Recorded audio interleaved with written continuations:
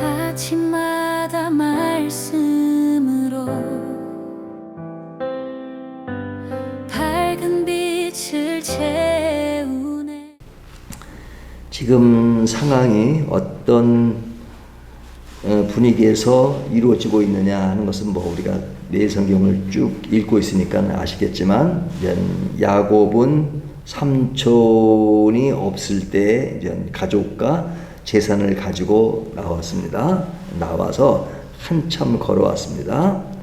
그런데 그것을 알게 된 그의 삼촌이 야곱을 잡기 위해서 지금 따라왔던 그 상황이죠. 그런 것에서 지금 만나서 이야기하는 겁니다. 근데 이 외삼촌이 자기의 중시 여기는 그것을 지금 너희가 감췄다, 너희가 가져갔다 해서 이제 그것을 찾는 그 이야기를 하잖아요.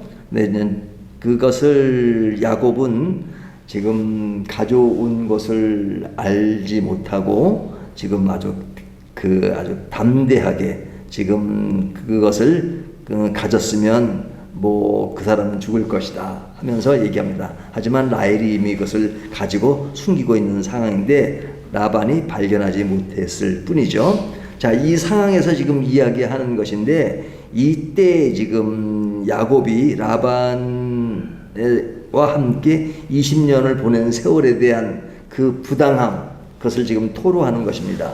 그 토로하는 내용이 오늘 읽은 36절에서 42절까지 잘 나타나고 있는데요. 야곱이 라반의 집에서 몇 년을 있었죠? 20년.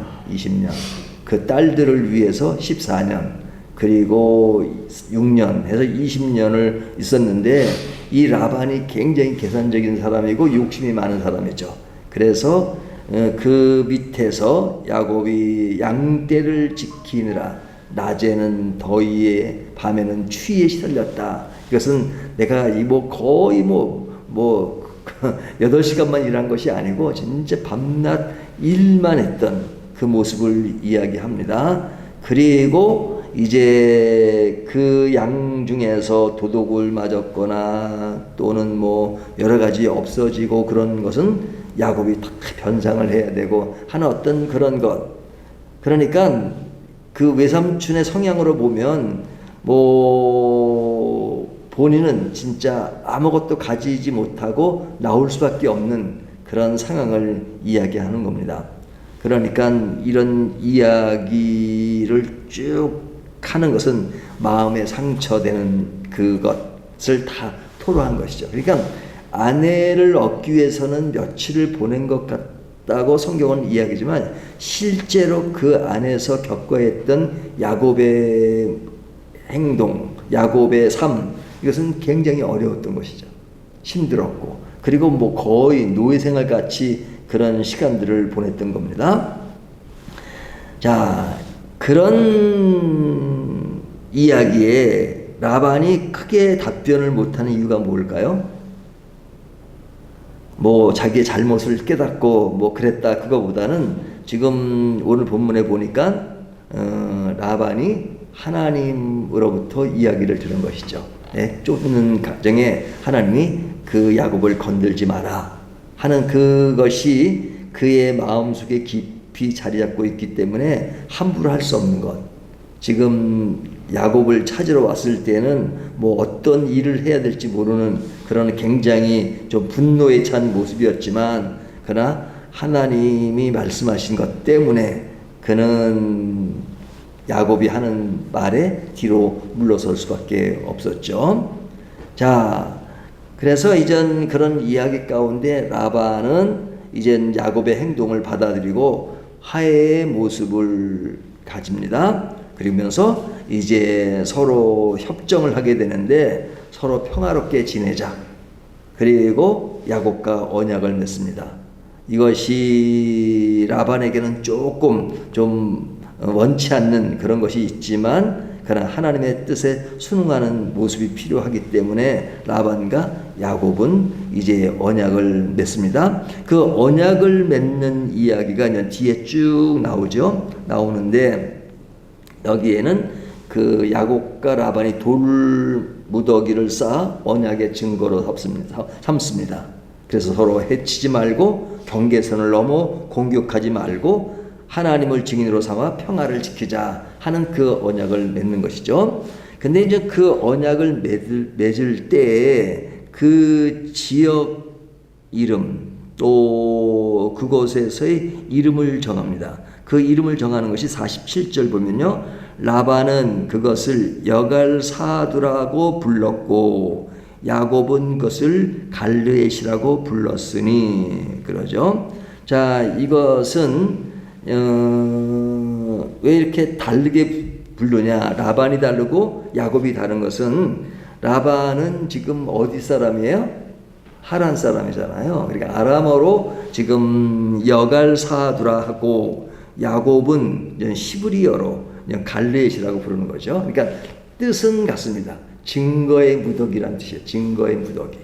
그런데 이 증거의 무더기라는 이름을 이제 아람어로 히브리어로 서로 표현이 다른 것이죠. 하지만 의미는 같습니다. 그런데 48절에 보면 라반의 말에 오늘 이 무더기가 너와 나 사이에 증거가 된다 하였으므로 그 이름을 갈레스라고 불렀으며 49절을 보면 또 미스바라 하였으니 이는 그의 말에 우리가 서로 떠나 있을 때 여호와께서 나와 너 사이를 살피옵소서 함이라. 자, 여기에 이제 48절과 49절이 굉장히 중요한데요. 지금 라반과 야곱이 그 이름을 붙인 것은 여갈사두라와 갈르엣인데 49절에 보면 야곱이 또 다른 이름을 붙이죠. 그것이 뭐냐면 미스바라는 겁니다. 미스바.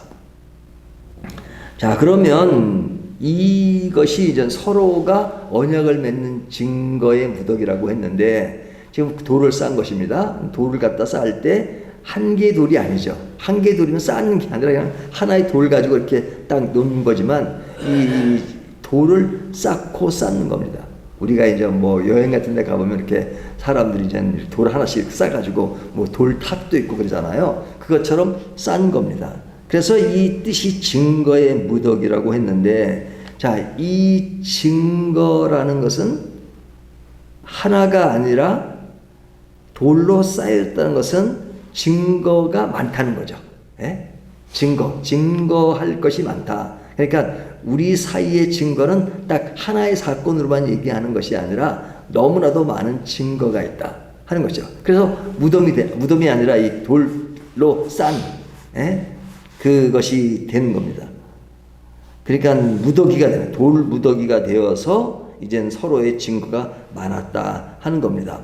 그런데 이것은 서로의 관계뿐만 아니라 야곱은 그것을 한 단계 넘어서 다른 이름을 붙입니다. 그것이 49절에 미스바라 하였으니 이는 그의 말에 우리가 서로 떠나 있을 때 여호와께서 나와 너 사이를 살피시옵소서 함이라.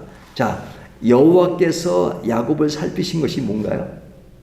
20년 동안 삼촌을 생각하면 너무 원망스러운 것이 많지만 그래도 죽지 않고 살았어요.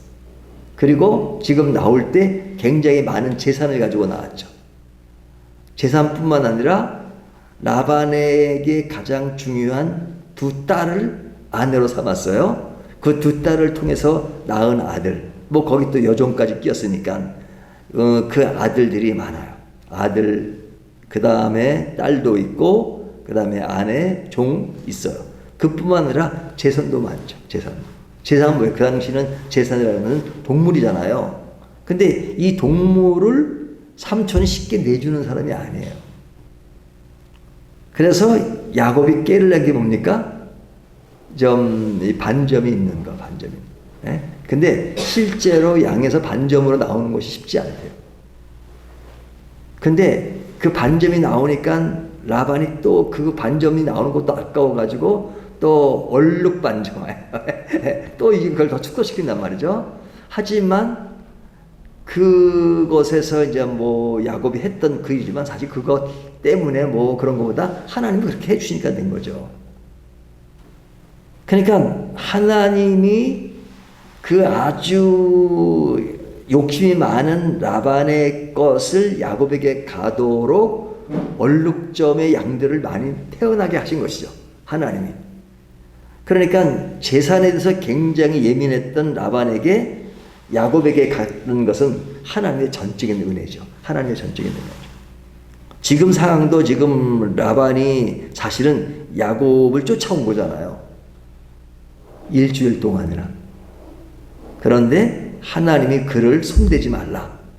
그렇게 했으니까 그를 손대지 못하는 겁니다. 그냥 하나님이 보호하신 거죠. 그러니까 하나님이 보호하시고 20년 동안 많은 것을 얻게 하신 것은 하나님의 은혜다. 그러니까 그 은혜의 증거가 사실 따지고 보면 한두 개가 아닌 거죠.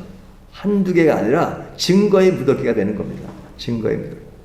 한두 개가 아니라 너무너무 많은 증거가 있는 것입니다. 그러니까 지금 라반에게 했던 분노를 이야기하자면 그 분노의 이야기도 한두 가지가 아니에요. 밤새도록 얘기하고 책으로 쓰면 몇 권의 책이 될런지 모르죠. 그것도 하나의 증거가 됩니다.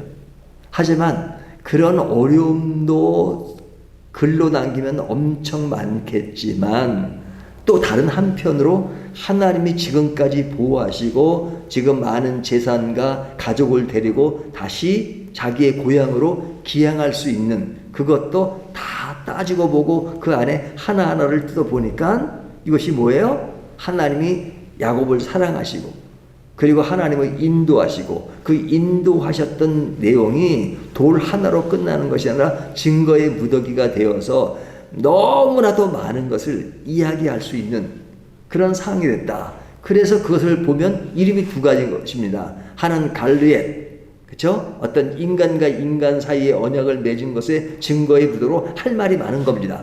그래서 무더기가 돼요. 하지만 다른 한편으로 하나님 차원에서 생각하면 뭐예요? 미스바. 하나님이 돌보시고 살피시고 보호하신 그것이 한두 가지가 아니라 굉장히 많은 증거의 무더기가 되어서 지금 이런 고백을 할 수 있는 것이죠. 그러니까 인간에게는 누구나 다 이런 양면성이 있습니다. 우리가 고생한 걸로만 따지면 참 인생 여정이 참 길었다, 짧지 않았다 그런 고백을 할 수 있지만 그런 가운데서도 지금 이 자리에서 하나님을 믿으며 예수를 믿으며 믿음으로 살 수 있는 것은 하나님이 우리에게 준 증거의 무더기가 가득하기 때문에 이렇게 하나님의 이름을 부르고 기도하고 말씀 보고 그리고 주님의 뜻대로 살겠다고 하는 자세를 가진 것은 뭐예요? 하나님의 은혜죠. 그렇기 때문에 믿음의 사람들은 이 두 개의 모습을 가지고 있는데 어디에 집중적으로 그것을 바라보고 사느냐 그 차이입니다. 믿음이 없는 사람은 하나님 쪽을 바라보지 않아요. 하나님을 믿지도 않으니까 하나님이 그동안 하신 그 모든 것에 관심이 없습니다. 하지만 하나님 없이 믿지 않는 사람은 못 살아요. 하나님이 공기를 주지 않고 이 땅을 주지 않고 이 땅에 물을 주지 않았다면 어떻게 살아요? 한순간도 살 수 없죠. 하지만 몰라. 그 많은 증거의 무더기가 있음에도 몰라요. 하지만 우리는 알아요. 하나님이 우리에게 주신 은혜 때문에 산다는 것. 그것을 따지자면 매일매일 할 말이 너무 많고. 그렇죠? 근데 금연만 있는 것이 아니라 우리의 삶의 여정 속에서 겪는 많은 슬픔과 어려움, 고독이 있잖아요. 근데 하나님의 증거를 보지 않고 이것만 보면 인생이 절망적일 수밖에 없어요. 세상이 절망적일 수밖에 없어요. 하지만 우리는 절망적인 그것만 보는 것이 아니라 딱 시선을 돌려가지고 이게 갈르엣에서 미스바로 봅니다. 갈르에서 미스바를 딱 보면 와 지금까지 지금은 이렇게 삼촌을 몰래 떠나서 고향으로 가는 그 길도 험한 길이지만 그러나 이 모든 것이 하나님의 은혜였구나. 미스바 이렇게 얘기하는 겁니다. 그렇다면 오늘 우리의 삶 속에서도 오늘 우리는 무엇을 바라보고 있느냐? 미스바를 바라보고 오늘도 승리하고 오늘도 감사하고 오늘도 증거의 무더기를 가득 쌓는 저와 여러분이 되시기를 주님의 이름으로 축원합니다.